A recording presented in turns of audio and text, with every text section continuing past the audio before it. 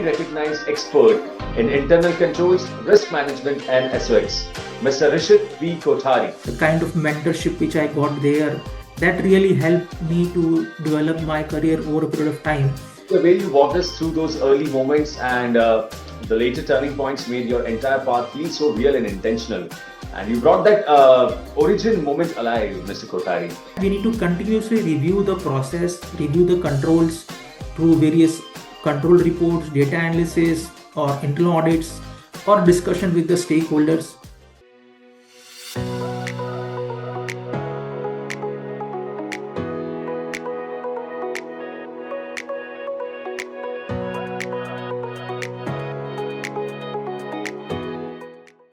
Hello, everyone. Welcome back to FaceTime with Leaders, powered by Directors Institute, World Council of Directors.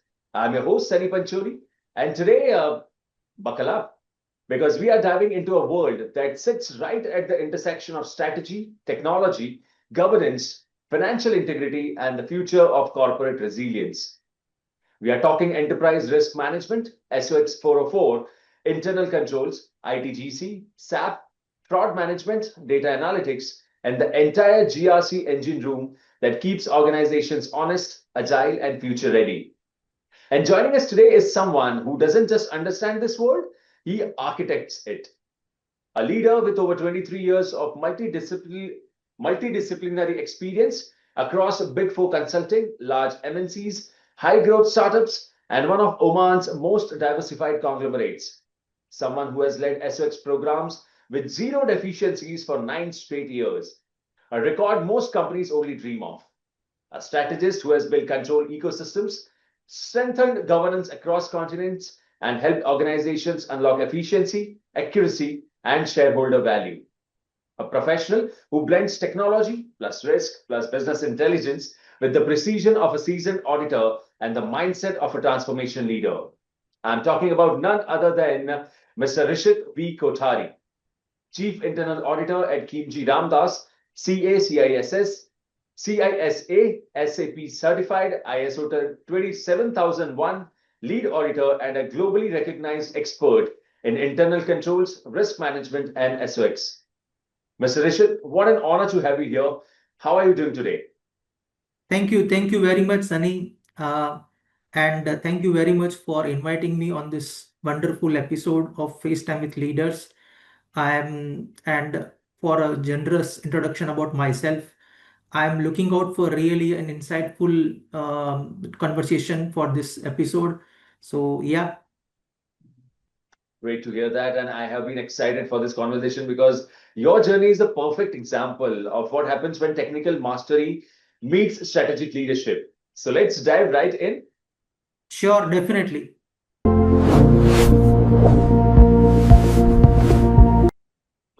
All right.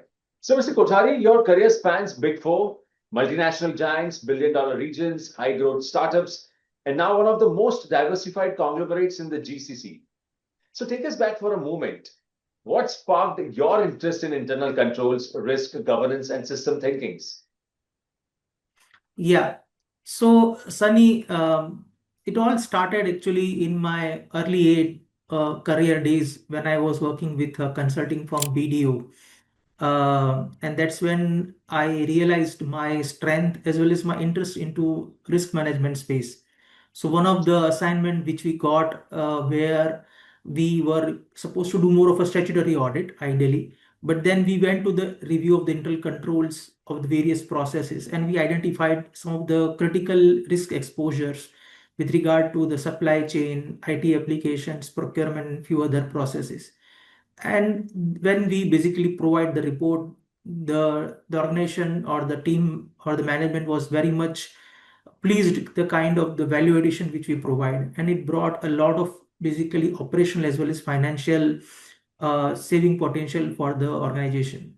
And that's actually when I realized that how impactful an internal audit or risk management space can be. And that's when I decided that I want to make a career into internal audit space. So back then I decided that I want to switch over to an organization where I can learn this internal audit into from the ground realities, and I joined Ernst & Young EY, and it was more of a full-fledged business risk services. So I would say that's the foundation in terms of the ENY, the kind of training which I got there, the kind of mentorship which I got there, that really helped me to develop my career over a period of time. I learned a lot of aspects with regard to the risk management space, with regard to the high to do risk identification, to do audit planning, to do control reviews, to do the compliance reviews, and then to a wide variety of industries with regard to uh, oil and gas. That time we had real estate, we had hospitality industries. So there was a lot of learning in that phase, and that also basically boost my interest towards the risk management, internal audit space in a larger scale. And initially days, I used to struggle a lot, actually, to be frank, in terms of the internal audit, where for us, the core important aspect is that how do we identify the risk of the process? How do we go deep into the process? And that's where my mentors helped me. They told me that never give up. You stay to the kind of the process reviews in terms of, so that's really helped me and pushed me to go beyond my limits. And one of the important concept which I used to read a lot, heard a lot, but I actually learned is that devil is in detail. As we say, that devil is in detail. So that really helped me to know that, okay, I mean, more and more deep or detail we review the process, we review the controls, more and more insightful or result oriented basically outcomes we can bring out for the organization. Later on, the journey continued with MNC startup and the kind of the KR Khimji Ramdas group where I am currently. And but throughout this journey, this one of the important aspect I never forget, that to continuously go through the deep and detail.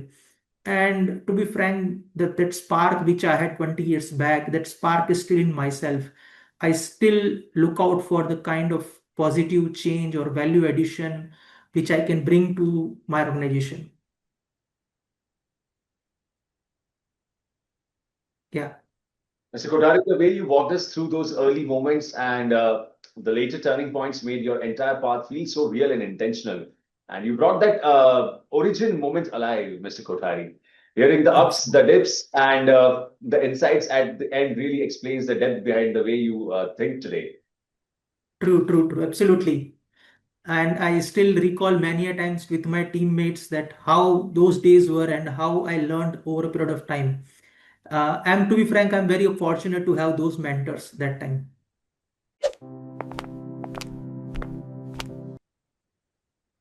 So today at Khimji Ramdas, you oversee internal audits and controls across retail, FMCG distribution, luxury brands, EPC projects, shipping, insurance, travel manufacturing, literally the entire spectrum. When you step into environments this diverse, what's your philosophy for designing a control architecture that is both strict enough to protect the organization and flexible enough to keep the business agile? And how do you bring consistency across so many different business models? Yeah. So, Sunny, I think that's a very interesting question, and I would say more relevant as well in the kind of the basically organization which I worked. And at times, I used to get this kind of questions from my colleagues or from my friends to know that how we maintain this basically the flexibility, as you said, between the control and the growth. So what is important is that we need to understand that this internal audit function, which has been set up here in Khimji Ramdas Group, and yes, we have a variety of industries. We worked into large variety of businesses, but at the same time, there are one of the uh, core foundation which help us in terms of maintaining that flexibility as well as maintaining unanimous across various business industries. So I would say that to summarize whole approach, we have basically put down into three C's. These are the unwritten rules which I have developed over a period of my experience. And I basically impart this kind of training to my teammates as well, that we need to drive for these three C's. So one of the first C is basically with regard to the control. So what is very important is to look into the risk assessment of the various businesses, to look into the processes of those businesses, And there are because each business industry is a little different than other, like say shipping is different than the marine or with regard to the retail. So there are a lot of inherent risks associated with those industries which we need to look into it, as well as there are a lot of emerging and risk which do come. So with regard to that, we need to continuously review the process, review the controls through various control reports, data analysis, or internal audits, or discussion with the stakeholders. Through that, we make sure the adequacy and the efficiency of the control. Then the second C comes with regard to the compliance. As you know, like say nowadays, government has become more and more cautious towards the governance approach, and because of that, lot of new compliance requirements do come. Like with regard to there was no taxation any such in this region previously. We had now corporate tax, we had VAT, we had now withholding tax. Now the PDPL law is coming next year in 2026. So a lot of requirements are there for compliance perspective, and we need to continuously learn those compliance requirement. ESG will be coming soon in few years, so we need to learn those compliance requirements. How do we make sure that those compliance requirements are being followed and being regularly implemented across various business units? And the third and the most important aspect of the third 3C is that the cost beneficial approach. So as you know that the internal audit is more of a cost center. Uh, Directly, we don't generate much revenue to the business, but that's where our expertise come in a picture, that how we can give back to our business, how we can do value addition to our business. So we don't just limit ourselves in terms of ensuring a control or compliance. We make sure that with that learning, what kind of cost benefit we can bring to the business, either to say with regard to the tax benefit, something which we can do, some kind of simplification of process which can help in terms of reducing the cost, some kind of automation which can also basically uh, help in terms of the overall business financially. So this is the one of the important tool which we use in terms of making sure the kind of balance between the growth and the control.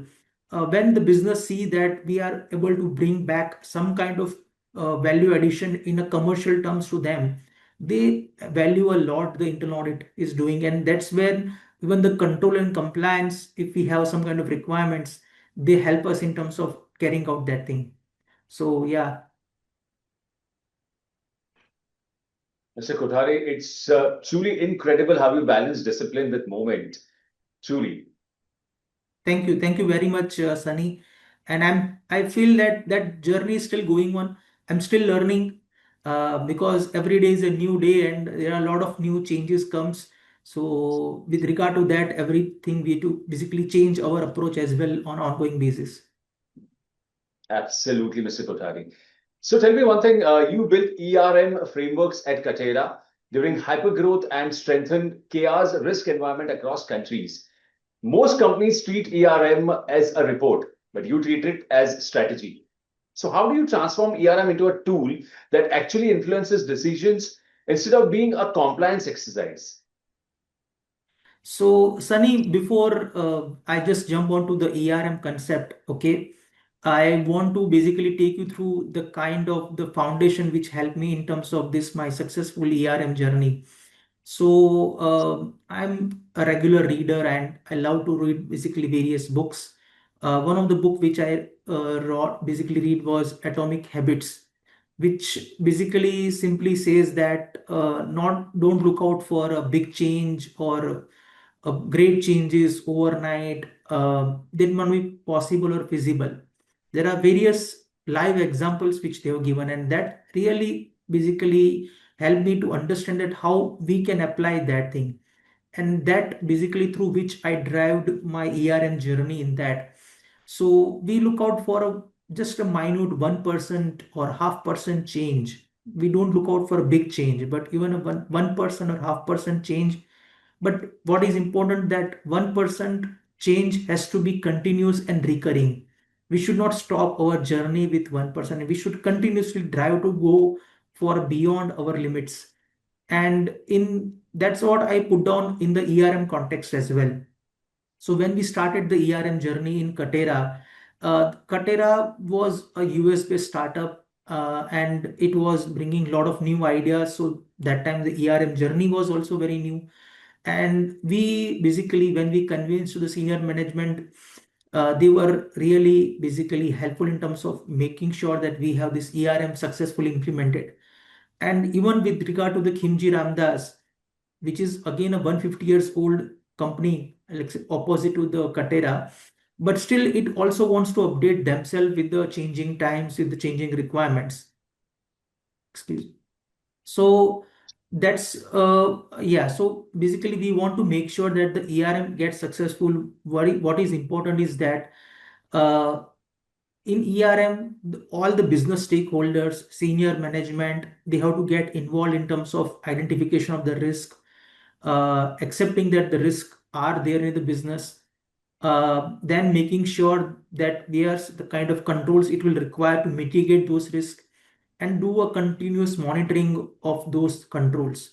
That's the basic crux of the ERM. Uh, and it's a combined effort for all the divisions, all the functions. So what we try to do basically, we in the ERM journey, we make sure that we look out for a small minor change. As I said in the beginning, so the same atomic habits we applied in the ERM, we just strive for a one small change. We look out for a small success. We look out for a tiny achievements. So for an example, if some kind of process is not documented currently, so we basically convince the division and function why the document process is important. We help them as well to sometimes in terms of documenting that process.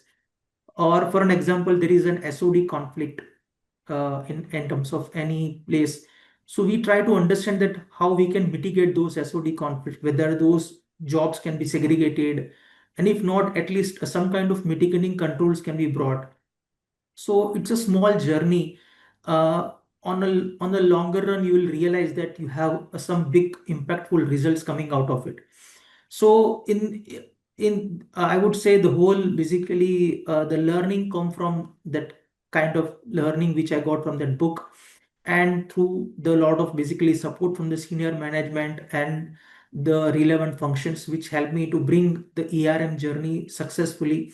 When the business saw that there are small changes over a period of time helping them in terms of improving their processes, making them more compliant, bringing kind of basically financial uh, benefit to them as well. So that's when they understand that how ERM can be useful to them.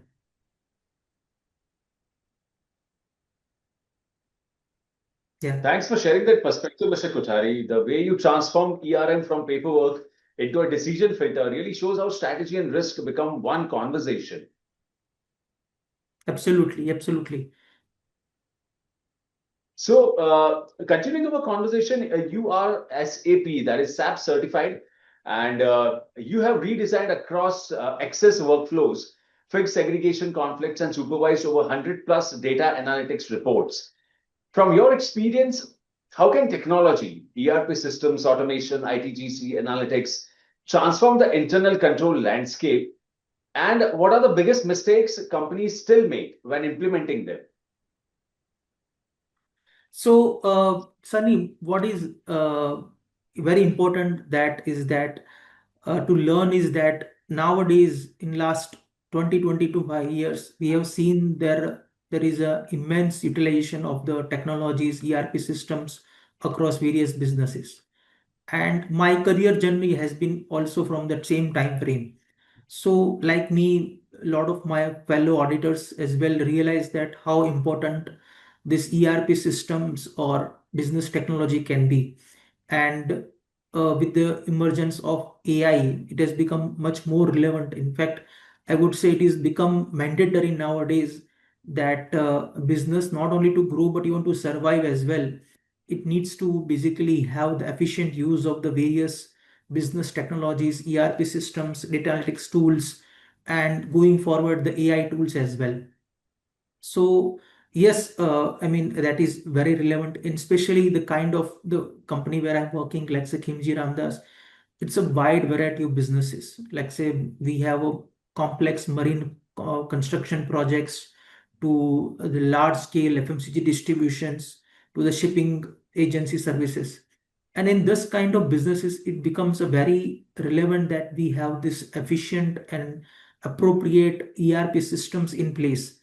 So, for an example, with regard to, let's say, in marine construction projects, we have a lot of project requirements per se with regard to the budgetary control, maintaining, basically ensuring the timely availability of the resources, manpower allocations, meeting the project deadlines, ensuring to basically avoid any kind of penalties from the client. So you see, there are a lot of project requirements are there, and a lot of project documentations are involved in that place.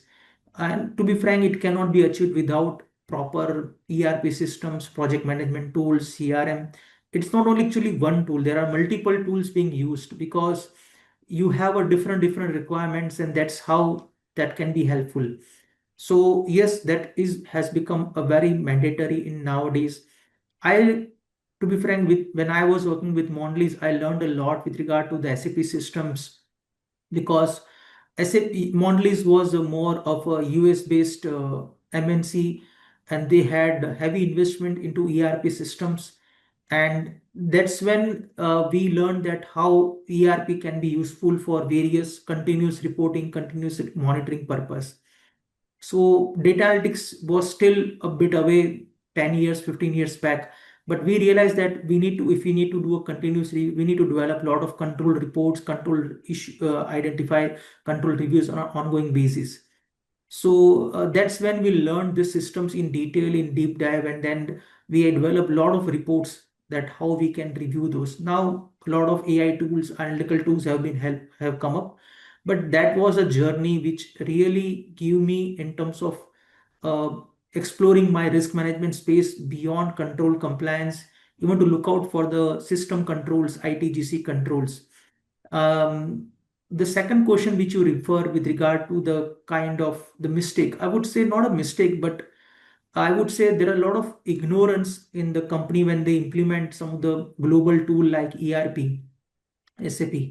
So they feel that these systems are to be customized based on their traditional methods. They want to follow their traditional methods and traditional processes, and these systems can be customized with regard to those requirements. But to be frank, those systems are globally driven systems, and those are inbuilt with some of the best practices. So what is important for us ERP successful implementation is that the business needs to change and adopt themselves with the business best practices. Wherever required, they need to basically upgrade themselves. And that's when those mistakes will not be getting repeated.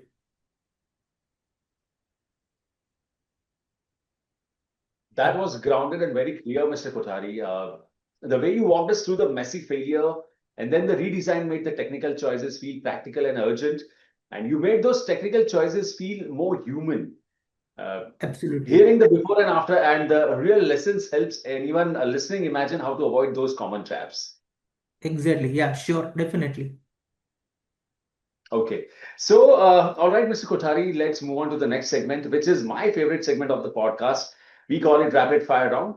So, quick Okay. questions, instinctive answers, no overthinking. Are you up for it? Okay. Yeah, I'm ready.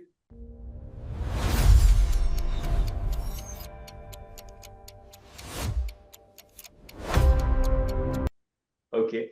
First question, first thing you do when you wake up. I see my wife's face. Okay. Your comfort food after a long day. Masala chai. Okay. Simple, classic. One hobby Yeah. that instantly relaxes you. Playing chess with my kids, my son. Nice. Next question. If you could have one superpower, what would it be? Superpower, basically, I would say I want to be more fit. So something which can bring more fitness in myself. A book that shaped your thinking. As I said in the beginning, that Atomic Habits, that's really helped me in terms of some of the journey. And one more book I would refer in any actually field you are, it's Bhagavad Gita. So that has a lot of corporate lessons into it. Absolutely. Great. Must reach. One country still on your travel wish list. Switzerland. Great place. A movie you can rewatch endlessly. Endlessly. Hera Fairy, very my college days movie. Classic. And who can forget Babu Bhai? Absolutely, absolutely. Right. What an immortal character he portrayed. Amazing. Amazing. Exactly, All exactly. right. Moving on to the next question. One skill every future leader in GRC must master. With the changing time, I would say how AI we can use in the audit skills. That is definitely very relevant. I'm also in learning that learning journey. Great. Great, Mr. Kothari. I loved every answer of yours. And truly, it was quick and fun. Yeah, great. Thank you. Thank you very much. So, talking about the bigger picture, the challenges that the industry faces, Mr. Kothari, you have handled 20 plus fraud investigations, built compliance programs, and strengthened ethical cultures across regions. Now, with global scandals increasing from financial manipulation to cyber breaches, how should internal audit functions evolve to stay ahead? And what role must leadership play in ensuring that integrity is non negotiable? Great. Yeah, I think that's a very great question in today's time, I would say. With the changing times, yes, there has been a kind of not only fraud, but even the accounting irregularities or such things have been coming up on a regular basis. So, normally when you talk to a business unit managers, okay, they are either looking out for a top line and either bottom line. Now, the role of an auditor is to look between the lines and just look into beyond the financial aspects and to understand more about the operational aspect, because the financial results, the financial numbers are more of at the end results, the core reason which comes into the operational aspect. So we look into the more into the operational reviews. We try to understand how those businesses are working, and we try to basically go beyond little limits as well. And that's when where basically there is a great support from the senior management, from our audit committee in terms of to go beyond certain reviews. And that's where we can identify if there are any irregularities are happening. If those have been early identified, it should not lead to later on some kind of fraud. In my basically journey during the Mondelez, where I spent almost 9 years. Okay. And I had wide variety of basically experience from manufacturing to sales distribution to advertisement planning and to a wide variety of geography as well from Middle East. And I was even overseeing Pakistan remotely as well. So a lot of basically understanding I got, like say with regard to the FCPA non-compliance, which is anti-bribery law, or with regard to the basically the kind of any kind of sales fraud. So during those learning which helped me to understand how we can go deep dive. So for that there are, I think, three things which are very important for any auditor. One first and most important thing is to build a good rapport with the stakeholders. Uh, because what happens that they also know that you are going to audit them, find their issues, but at the same time you have to maintain a good rapport, because you are going to get some first-hand information from those people only. So need to maintain a balance through which you can ensure that you get the relevant information, but at the same time you have to identify those issues as well. So that's one of the key aspect in terms of the fraud investigation or the kind of the culture which we are seeing. Second is to basically do lot of analytical reviews. As we say that we do lot of control reviews. Normally, if you don't get information from the stakeholders, you can get from lot of from the information, and you need to basically review lot of this analytical reviews. Nowadays, lot of tools are there which we use nowadays to continuously identify if there are any anomalies in terms of business transactions. And through that, we identify if there are any irregularities going on. So early detection is very important, and that's where our core concept lies in terms of identifying any irregularities at the early stage before it can blown away to a fraud. And the third and the most important aspect is to basically never to basically lose out. At times you will find that okay, there is nothing out of it, something coming out of it, but may not be at that stage, it may not be available. But if you do a continuous reviews of those analytical data, you will find that sometimes there are some anomalies are coming, which may not be irregularities, but those anomalies needs to be looked into the detail. So this is something that kind of patience and perseverance are required in terms of continuously reviewing those things. And above all, what is very important is that you need to have a good support from the senior management. I have been fortunate that throughout my career journey, there has been a great support from the senior management to go into the deep dives of the control reviews, identify any such irregularities or fraud, and report to them. So yeah, that's the I would say in a summary. Mr. Kothari, you struck the right balance between the technical fixes and the human side. The part about leadership joining tabletop drills and asking hard questions really landed. It shows governance is more practical and less theoretical. Yeah, absolutely, absolutely. And what I feel is that there is a lot of nowadays definitely courses like CFE and things are coming, but you can get this learning practic in your practical experience only. So yeah, that's the kind of learning I got throughout my journey. Absolutely. So, Mr. Kothari, that brings us to the last segment of the podcast. And since you have joined Directors Institute, so let me ask you, what inspired you to join Directors Institute in the first place? And how has the DI community shaped the way you think about board level governance, risk conversations, and long term decision making? Yeah, absolutely. I think this is one of my favorite question, I would say, because I've been listening about Directors Institute since few months. I had attended few seminars. I was making up my mind that I want to attend or join this course.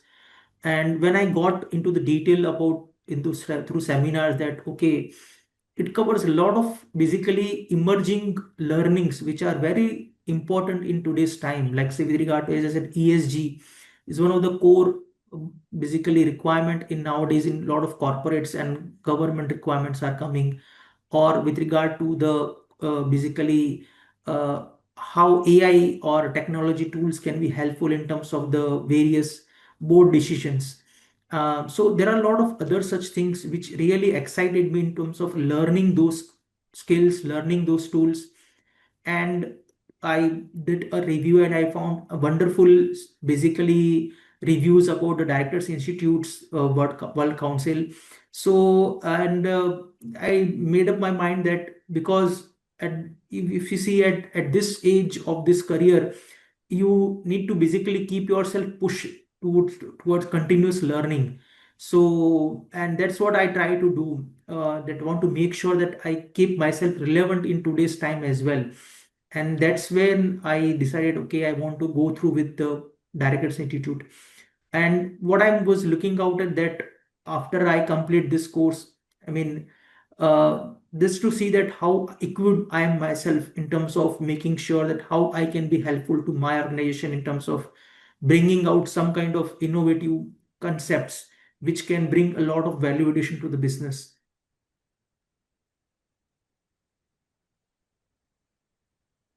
That's a powerful part to the boardroom, Mr. Kothari. Hearing how DI turned gaps into practical habits really shows the difference between advising and deciding. And you painted that transition beautifully.